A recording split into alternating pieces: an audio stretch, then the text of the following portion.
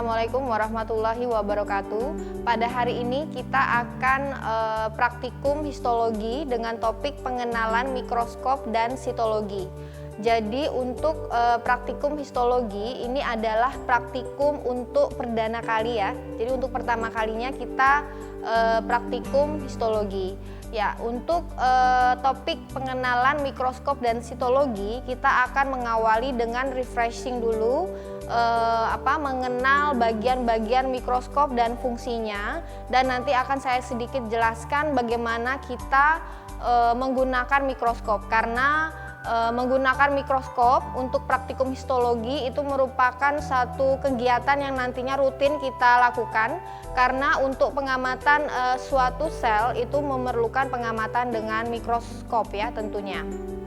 Baik, kita bisa lihat langsung saja ya ke topik materinya. Kita bisa lihat di slide ini nanti ya. Ya. Untuk pengenalan mikroskop ya, kita tahu bahwa mikroskop itu nanti akan ada beberapa jenis ya. Nah, di histologi kita nantinya akan mengenal dua macam mikroskop ya, tapi kita pastinya itu akan lebih sering melihat mikroskop yang ada di slide ini ya. Jadi namanya mikroskop binokuler. Mengapa dinamakan demikian? Karena dia memiliki dua bagian lensa okuler ya. Lensa okuler ini fungsinya adalah untuk kita bisa membentuk penampakan objek ya, memperbesar penampakan objek. Ini lensa okuler. Ini nanti mata kita akan menempel di lensa okuler ini. Nah, untuk binokuler itu nanti lensa okulernya ada dua ya. Nah, kalau yang ini adalah mikroskop monokuler ya. Jadi kita lihat di sini jumlah lensa okulernya hanya ada satu ya. Jadi jelas beda ya dengan yang binokuler ya. Kemudian kita lihat lagi untuk bagian-bagiannya, saya kira untuk refreshing saja ya. Saya kira dulu kalian sudah pernah melihat mikroskop sebelumnya ya. Jadi selain lensa okuler nanti juga ada lensa objektif ya. Untuk lensa objektif kita lihat di sini ya. Nanti ada beberapa jenis lensanya sesuai dengan pembesarannya ya. Jadi nanti ada lensa objektif dengan pembesaran 4 kali ya, kemudian 10 kali dan 40 kali. Nanti di tabungnya ini ya, di lensa bagian luarnya ini nanti ada tulisannya ya. Jadi ada pembesaran 4 kali, 10 kali dan 40 kali ya. Nah, tapi di sini untuk praktikum histologi kita biasanya menggunakan yang pembesaran 10 kali dan pembesaran 40 kali. Nah, untuk pembesaran 10 kali kita kenal nanti kalau di histologi itu untuk pembesaran yang lemah ya. Kemudian kalau yang 40 kali itu untuk pembesaran yang kuat ya. Kemudian selain itu, selain lensa okuler dan lensa objektif, tentunya ada penjepit di sini ya. Kita lihat penjepit untuk preparat. Nah, nanti preparat yang akan kita amati itu kita letakkan di sini ya, di meja preparat di mikroskop ini. Ini ada meja preparat ya, kita letakkan di sini, di atas sini, kemudian kita letakkan sedemikian sehingga dia terjepit ya di dalam penjepit preparat ini ya, sehingga dia terfiksasi ya, sehingga tidak bergeser-bergeser. Kemudian setelah preparat kita posisikan ya tepat di bawah lensa objektif yang kita inginkan pembesarannya ya, ukurannya kita inginkan. Kemudian kita nyalakan lampu atau sumber cahaya dari mikroskopnya ya. Setelah itu, setelah semua sudah ya, ada preparat, kemudian sudah cahaya sudah dinyalakan ya, lensa objektif sudah diposisikan, kemudian kita akan mencari fokus bayangan ya. Jadi fokus bayangan nanti bisa kita lihat atau kita bedakan, mungkin muncul ada perbedaan warna ya, ada warna muncul hijau, warna merah muda atau kuning ya. Itu nanti dengan cara awalnya kita akan menggunakan makrometer dan mikrometer ya. Untuk pertama kalinya itu kita gunakan yang makrometer ya, atau sekrup yang besar ini ya. Ini ada dua sekrup yang besar dan sekrup yang kecil. Nah, sekrup yang besar ini adalah makrometer ya, kemudian sekrup yang kecil ini adalah mikrometer ya. Nah, untuk awalnya kita gunakan yang makrometer untuk memfokuskan bayangan ya. Jadi nanti akan kita cari ya, ada perubahan warna, ada pemunculan warna hijau dan lain-lain. Itu kita dengan cara memutar secara perlahan sekrup yang besar ini atau makrometer ya. Setelah kita mendapatkan ya, ternyata ada bayangan ya, sudah ada perubahan ada bentuk warna dan lain-lain. Setelah kita fokus dengan makrometer ini, setelah kita putar-putar, kemudian kita lanjut ya untuk pembesaran yang lebih besar ya, atau pembesaran yang lebih kuat, yaitu dengan menggunakan yang mikrometer. Nah, itu jangan lupa ya, kita harus menggeser pembesaran objektifnya ke yang lebih besar ya. Kalau yang awalnya tadi kita gunakan yang 5 kali atau yang 10 kali, kalau yang lebih besar kita gunakan yang 40 kali. Kita putar, kita geser ya ke yang lensa objektif 40 kali. Nah, setelah itu lanjut langsung kita putar mikrometer ya. Jangan sekali-kali memutar lagi yang makrometer karena berbahaya, bisa memecah preparat ya. Jadi kalau sudah tadi langkah awal ya, mencari bayangan, bentuk warna dan lain-lain sudah dapat, langsung ya untuk pembesaran yang lebih jelas kita langsung putar saja yang mikrometer tanpa mengubah posisi yang makrometer. Nah, ini yang paling penting ya, karena dapat memecah preparat ya. Setelah itu kita putar ya secara perlahan juga mikrometernya, sehingga nanti akan terlihat bayangan atau bentuk dari sel yang lebih jelas, yaitu dengan mikrometer. Nah, itu kira-kira untuk langkah-langkah atau proses dalam penggunaan mikroskop ya. Tentunya nanti kita di histologi ya, praktikum histologi ya. Perlu kalian ketahui, nanti kalau di praktikum histologi itu kita akan ada kegiatan menggambar ya. Kegiatan menggambar ini nanti dikerjakan di lembar gambar ya. Nah, lembar gambar atau kegiatan menggambar ini nanti merupakan bagian dari kegiatan praktikum yang akan dinilai ya. Jadi nanti di lembar gambar itu kalian harus menggambar apa yang sudah kalian amati di bawah mikroskop ya, per preparatnya. Preparat apa yang kita amati itu yang kita gambar ya. Tentunya nanti dengan dengan pembesaran lensa objektif lemah atau 10 kali dan yang kuat atau 40 kali ya. Jadi dari satu preparat itu nanti kalian harus bisa mengamati dan kemudian menggambarkan ya, dengan pembesaran yang lemah dan pembesaran yang kuat ya. Kira-kira demikian untuk bayangan atau gambaran untuk menggambar preparat histologi ya, dengan di dalam praktikum ini ya. Kita lanjutkan tadi setelah kita mengenal mikroskop dan bagaimana menggunakannya ya, tentunya di praktikum histologi. Nanti secara rutin kita lanjut aja langsung ke pengamatan preparat ya. Untuk topik kita pertama ini adalah sitologi ya. Jadi sitologi ini merupakan cabang ilmu yang mempelajari tentang sel ya. Sel, kalian tahu bahwa sel merupakan suatu penyusun terkecil ya, penyusun fungsional terkecil dari makhluk hidup ya. Jadi bisa tumbuhan, bisa hewan maupun bisa manusia ya. Nah, nanti untuk praktikum kita sitologi pada hari ini ya, ini adalah kita akan mengamati preparat yang pertama, yaitu sel ya. Jadi sel ini merupakan irisan dari tumbuhan ya, daun ini bawang ya, ujung bawah akar daun bawang itu nanti diiris sedemikian rupa, kemudian diproses ya di histologi sehingga menghasilkan gambaran preparat ya, yang ketika diamati di bawah mikroskop dengan pembesaran 10 kali itu akan terlihat gambaran seperti ini ya. Jadi untuk pembesaran 10 kali nanti kalian akan menggambarkan adanya banyak sel-sel ini ya. Ini satu kotak ini satu sel, 2 kotak 2 sel, 3 kotak 3 sel. Jadi ini banyak sekali ya, kita lihat kotak-kotaknya. Nah, ini ada terdiri atas banyak sel ya.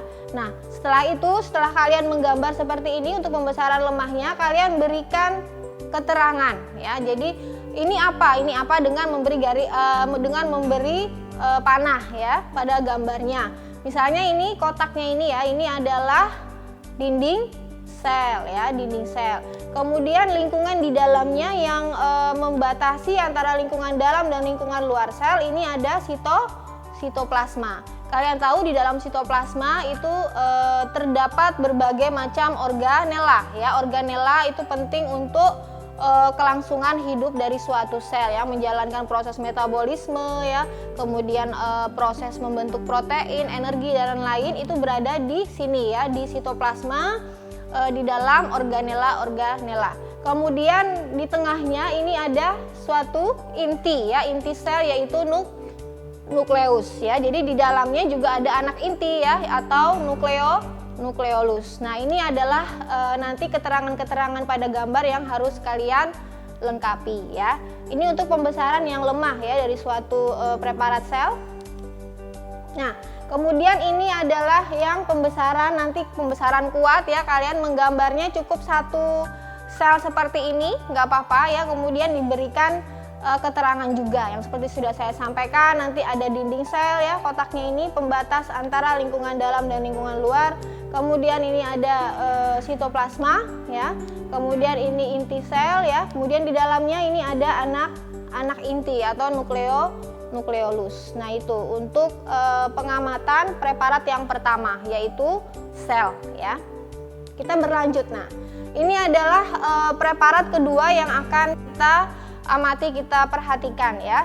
Jadi ini adalah stereosilium ya. Ini adalah gambaran preparat yang diambil dari pemrosesan secara histologi dari organ testis ya. Jadi testis diproses, diiris ya. Kemudian di sini di bagian epididymisnya itu ada bentukan-bentukan seperti ini ya. Bulat-bulat ini adalah suatu saluran epididymis ya. Jadi nanti kalau di pembesaran 10 kali mungkin kalian bisa menggambar ada beberapa bulatan-bulatan atau ada beberapa saluran ya yang terlihat.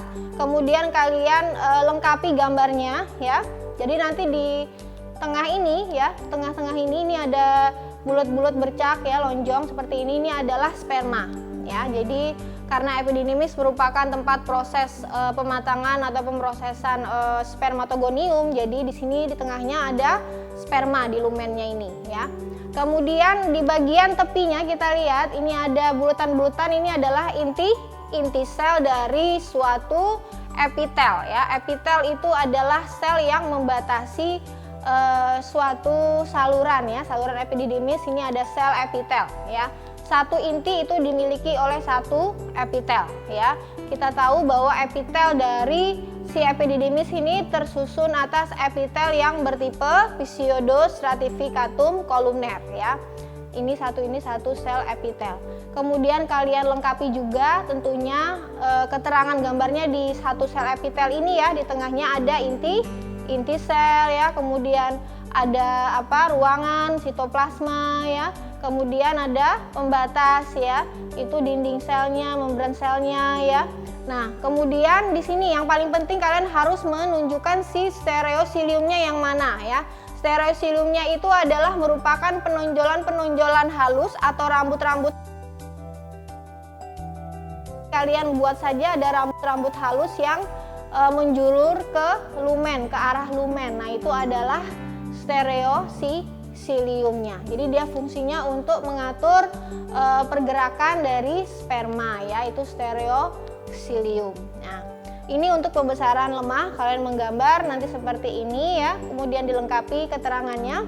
Kemudian untuk pembesaran kuatnya, perhatikan kalian mungkin cukup hanya menggambar satu saluran epididymis ya, satu saluran epididymis, kemudian tentunya ada sperma ya, ada bagian epitelnya, kemudian dilengkapi dengan struktur dari selnya apa saja ya yang sudah saya sampaikan. Kemudian jangan lupa beri ini ya, stereosilium ya, yang merupakan memang harus kita tonjolkan di preparat yang kedua ini ya, penonjolan dari sitoplasma ya. Oke, itu untuk preparat yang kedua ya, yaitu stereosilium. Oke, kemudian preparat yang ketiga yaitu badanisel ya. Badanisel ini sebenarnya merupakan suatu ribosom sitoplasmik ya. Nah, ini didapatkan dari irisan medula oblongata ya, jadi sel saraf ya. Jadi badanisel ini terletak di sitoplasma dari sel saraf. Kalian bisa amati ya di sini. Ini ada bercak-bercak ungu ya. Bercak-bercak ungu ini adalah neuronnya atau sel sarafnya. Nah, si badaniselnya itu berada di sitoplasma dari sel sarafnya ini ya, badan mini sel atau nama lainnya ribosom sitoplasmik ya. Ya, kemudian untuk ini ya pembesaran kuatnya. Kalau yang tadi ini pembesaran lemahnya 10 kali, mungkin bercaknya akan terlihat lebih kecil ya dan tersebar. Nanti kalau kalian menggambar yang pembesaran kuatnya, kalian menggambarnya agak lebih besar ya. Di sini sel-sel sarafnya akan terlihat lebih jelas ya. Tentunya ini ada inti selnya di tengah ya, ada sitoplasmanya. Di sini ada bercak-bercak keunguan, biru keunguan, inilah dia si badan mini selnya atau ribosom sitoplasmik. Kemudian kalian lengkapi dengan akson ya. Akson ini untuk fungsi penjalaran dari suatu impuls saraf ya. Itu kalian lengkapi ininya, keterangan gambarnya ya. Ini untuk pembesaran kuat ya. Tentunya dia akan lebih terlihat lebih jelas daripada yang pembesaran lemah atau 10 kali ya. Ini untuk badan mini sel untuk preparat yang ketiga.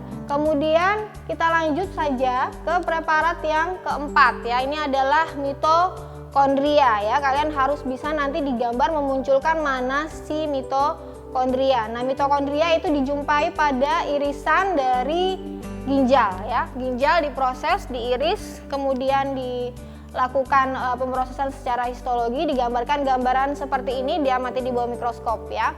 Jadi dengan pembesaran 10 kali itu nanti akan ada gambaran ini ya, yang bulat-bulat ini adalah corpusculum renalis ya. Di dalamnya itu ada glomerulus ya, jadi ada anyaman kapiler yang berperan untuk proses filtrasi ya. Kemudian di sekitarnya ini yang mayoritas ya, saya kira ini ada bentukan-bentukan lonjong, bentukan-bentukan bulat ya, itu merupakan tubulus renalis ya. Jadi nanti si mitokondrianya itu berada di tubulus renalisnya. Jadi bukan di corpusculum renalis. Tapi nanti digambar kalian harus juga bisa menggambar seperti ini dan dilengkapi ya. Jadi ada bagian corpusculum renalis ya, kemudian ada glomerulus ya, kemudian ini sekitarnya yang lonjong-lonjong bulat, ini ada tubulus renalis. Nah, nanti untuk bisa menunjukkan gambar mitokondrianya seperti apa mungkin nanti di pembesaran kuatnya ya.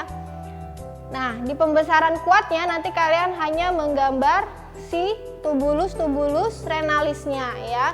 Ada tubulus proksimal, ada tubulus distal ya. Nah, si mitokondrianya itu kalian bisa kalian tuangkan digambar dengan bentuk pagar ya. Pagar berbentuk batang berjejer di tepi ya. Jadi dia di tepi dekat membrana basalis ya, berjejer seperti pagar dan dia berwarna merah ya, batang berwarna merah ya. Letaknya dia infranuklear. Jadi letaknya di bawah di inti ya, di bawah inti sel dari sel epitel yang membatasi tubulus renalis. Ya, ini ya merah-merah ini adalah mitokondrianya ya, wujudnya dia batang berwarna merah berjejer ya. Itu adalah mitokondria. Mungkin kalian bisa memunculkan di pembesaran kuatnya ya untuk mitokondria. Saya kira cukup untuk mitokondria ya. Kita lanjut ke preparat berikutnya. Oke, ini adalah granula glikogen. Jadi dia bukan organela, tapi dia merupakan adalah sisa-sisa metabolisme dari suatu sel ya. Nah, ini kita contohnya ada pada sel hepar ya. Ini granula glikogen ada pada sel hepar ya. Jadi sel hepar itu diproses, organ hepar diiris, kemudian diamati di bawah mikroskop akan terlihat seperti ini ya. Jadi ini tampak ada sel-sel ya seperti matahari ya, radier ya, dia mengelilingi suatu vena ya, vena centralis ini ya, vena centralis. Ini vena centralis, yang lubang-lubang ini vena centralis. Kemudian dia dikelilingi oleh sel-sel hepar atau hepatosit ya. Nah, kita lihat ini untuk pembesaran yang kuatnya kalian gambar seperti ini. Untuk pembesaran yang ini tadi pembesaran lemah ya, ini pembesaran kuat. Kalian menggambarnya nanti baru lebih jelas ya. Satu vena centralis ya, kemudian dikelilingi oleh sel-sel hepar ya. Ini inti-inti yang bulat ini, hitam ini adalah inti dari sel heparnya atau hepatositnya ya. Jadi kalau sel hepar dikatakan secara teorinya dia berbentuk poligonal ya, bersudut banyak ya. Nah itu dia mengelilingi vena centralis ya, kayak seperti matahari ya, dia berjejer radier. Nah si granula glikogennya itu ada di mana? Nah ini hal yang paling penting yang harus kalian bisa tuangkan di gambar ya. Jadi granula glikogennya itu berada di sitoplasma dari sel heparnya atau hepatositnya ya. Ini inti ya, kemudian sitoplasmanya itu dipenuhi oleh bercak-bercak merah seperti ini. Nah itu adalah granula glikogen ini ya, bercak-bercak merah ini adalah granula glikogen, dia tampak mengelilingi inti selnya ya. Kira-kira seperti itu untuk preparat dari granula glikogen pada sel hepar ya.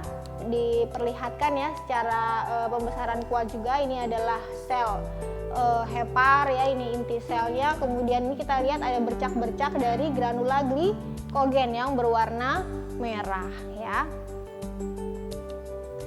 Oke, kemudian preparat selanjutnya adalah granula zymogen. Dia semacam enzim ya, enzim pencernaan pada organ pankreas ya. Jadi organ pankreas diiris sedemikian rupa, diamati di bawah mikroskop ya, akan tampak seperti ini. Ini adalah bagian dari pars eksokrin dari organ pankreas ya. Dia terdiri atau tersusun atas sel-sel asinus pankreas ya.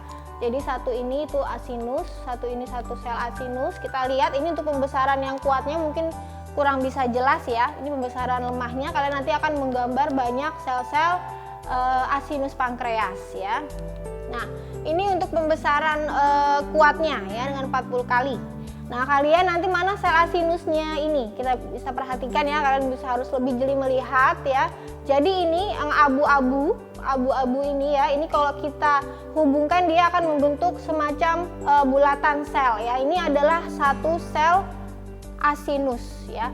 Perhatikan, kita cari lagi ya. Ini abu-abu ini yang mengelilingi bercak-bercak merah, ini satu sel asinus ya.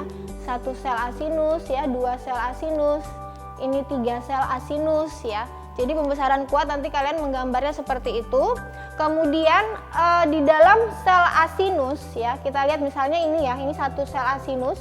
Di dalam sel asinus ini, satu sel asinus itu terdiri atas sel-sel yang berbentuk piramid ya. Jadi selnya segitiga, makanya dikatakan sel piramid ya.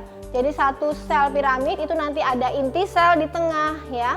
Kemudian ada sitoplasma juga yang mengelilingi inti sel ya. Kemudian si granula zymogennya ini dia terdapat di puncak ya, atau di atas dari sel piramidnya. Jadi tepat di atas sel yang berbentuk segitiga ya, ini ya bercak-bercak merah ini.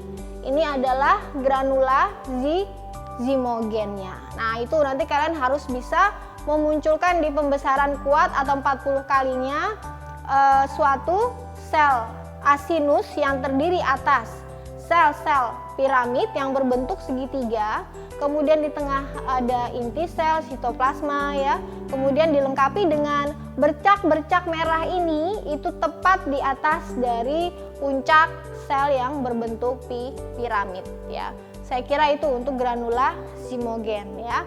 Mohon dengan sangat untuk memperhatikan penjelasan saya karena ini cukup sulit ya, untuk kalau misalnya kalian sekilas saja susah untuk bisa membandingkan mana sel asinusnya, mana sel piramidnya ya. Nah, ini pembesaran kuatnya saya katakan tadi ya.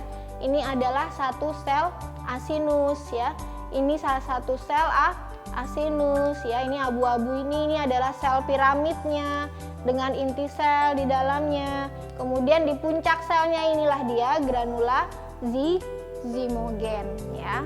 Oke, kita tinggalkan untuk preparat granula zymogen ya.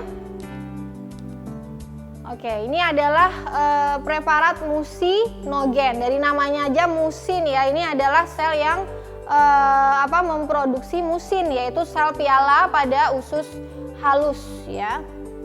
Jadi yang manakah sel piala? Jadi sel pialanya itu ini ya, yang terlihat dia berwarna, ada bulat-bulat merah di tepi dari vili-vili usus ya. Jadi di antara sel-sel epitel dari vili usus itu terdapat sel piala.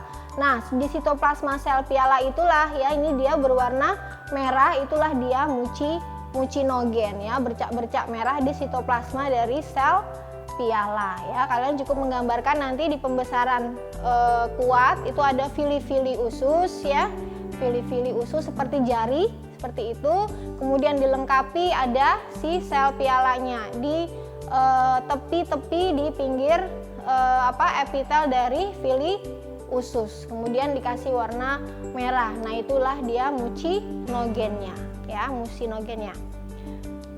Kemudian untuk pembesaran kuatnya nanti cukup menggambar, mungkin ada 2 vili usus ya, kemudian dilengkapi dengan keterangan tadi ya, ada sel epitel dari usus ya, vili usus, kemudian ada di sela-sela sel epitel itu ada si sel piala ya, yang sitoplasmanya ada si mucinogen ini ya, bercak berwarna merah. Di sini dia terlihat berwarna merah. Nah, itu untuk pembesaran kuatnya.